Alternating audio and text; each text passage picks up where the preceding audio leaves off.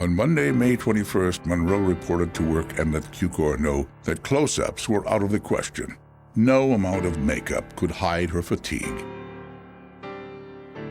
When you're there, you just feel it as manipulation, like the crew felt. You know, you were trying to do your best work, and here was this person, you know, kind of pissing on it. Matters were only made worse the following day, when Marilyn had a fresh reason to postpone shooting. Dean Martin reported to work in spite of a cold and fever. For the next 3 days, Monroe refused to work with Martin for fear of catching his cold. Cukor was forced to shoot these close-ups, heavily filtered to conceal the actress's exhaustion. Okay. Really? Yeah. Okay. 496. Tensions mounted on the set, and Marilyn began to lose the support from the crew she had come to depend on. But everyone was prepared to forgive Monroe's behavior when word leaked out that she would be filming a nude swim scene on May 23rd, the first ever by a major American actress. 500. Come on in. The water's so refreshing. It was like panic. I mean, an aura of excitement, people running back and forth. 501. Everybody was kicked off the set, including me. I'd never been off the set in my life with Cukor, but Marilyn wanted everybody off. Only the illusion of skinny dipping was planned, but Marilyn took things a step further. We had a bodysuit for her, where you look nude in the water. And after 2-3 takes, she just tore it off and did it without anything else there. 502.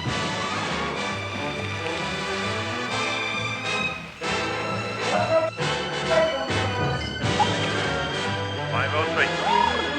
504.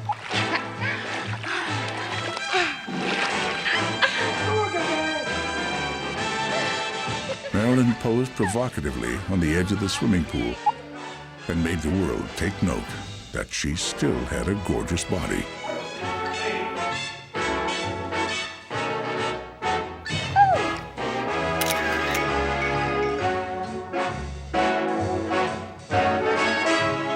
Marilyn seemed inspired by the scene and by the presence on set of her favorite still photographers.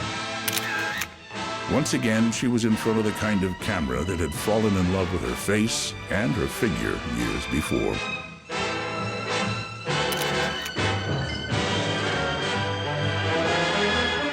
When it was all over, she said, well, this is knocking Elizabeth Taylor off the cover of all the magazines. And indeed, that picture was on the cover of every magazine you can think of.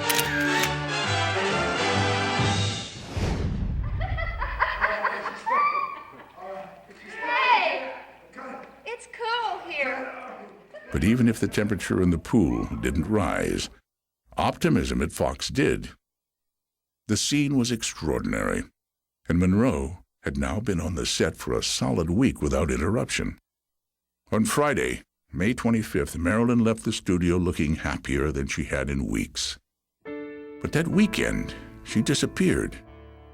No one heard from her for 2 whole days. I couldn't understand what happened that weekend. That's what, to me, it's the big personal mystery. You know, because she left feeling great, and now it was all over again. Maybe she had a disappointing affair. Some speculated that Monroe's rumored affair with Attorney General Bobby Kennedy was at fault. People think it's ridiculous that she thought that she could be First Lady. But when you stop to think of whoever would have thought she could have married the greatest baseball player ever, and she did, or the greatest author, one of the great American authors, and she did. In Marilyn's mind, she could do all these things. But whatever Marilyn needed to get back on track with her role in Something's Got to Give, no one on or off the set seemed to have the solution.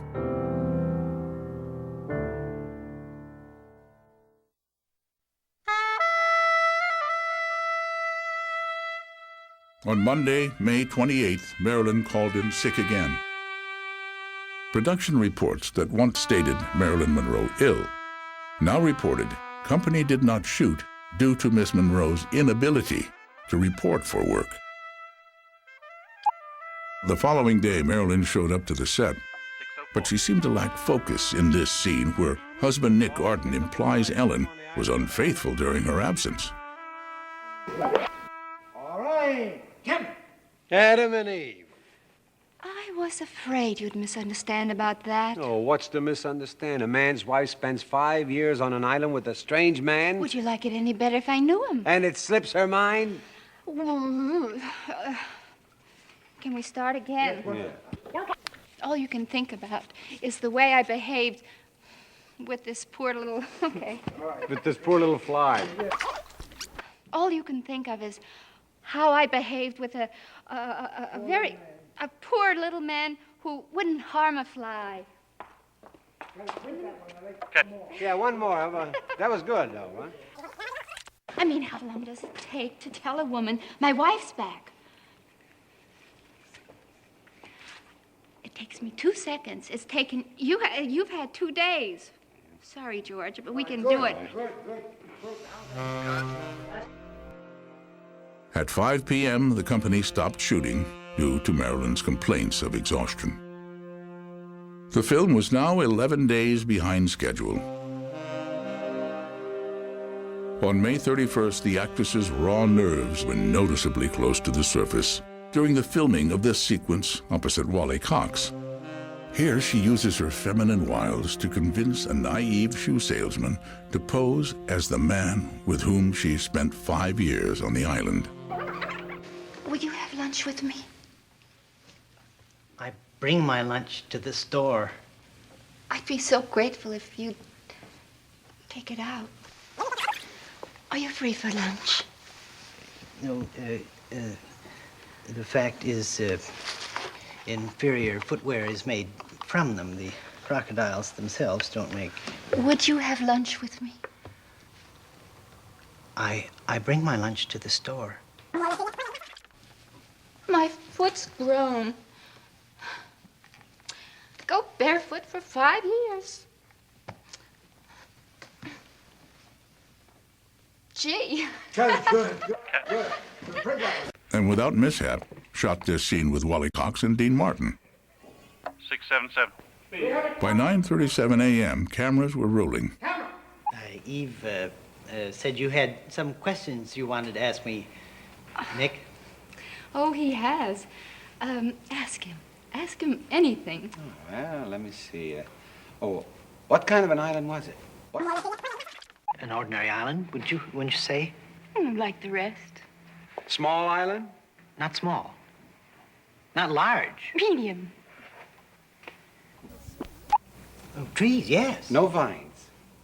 Well, yes, vines, too. Water? Yes, all around. That's the nice thing about Stephen. He doesn't talk your ear off. I suppose you lived in tree houses? Well, Huts. We lived in huts. separate huts. Even during the rainy season? When it rained, we moved on up into the trees. How was that, gentlemen? Cut. Good. Beautiful. Good. Shooting wrapped at 5:30, and only then did Marilyn's birthday party begin. The day of her birthday, I picked up the cake, and they were screaming at me that I had to hide the cake because it wasn't going to be brought out until 6 o'clock. They had to get a full day's work out of that woman. That was the expression. The assistant director, and he looked at this cake, said, well, we're having Marilyn's 36th birthday. He says, get that goddamn cake off the set till we're done shooting at 6 o'clock, then you can have her birthday party. And that was, I mean, they were under a lot of pressure. They finally had her on the set, and they wanted to work, you know. Marilyn's simple birthday party stood in sharp contrast to the lavish 30th birthday celebration thrown for Liz Taylor in Rome. Marilyn topped off her birthday by appearing at a Dodger Stadium fundraiser for the Muscular Dystrophy Foundation.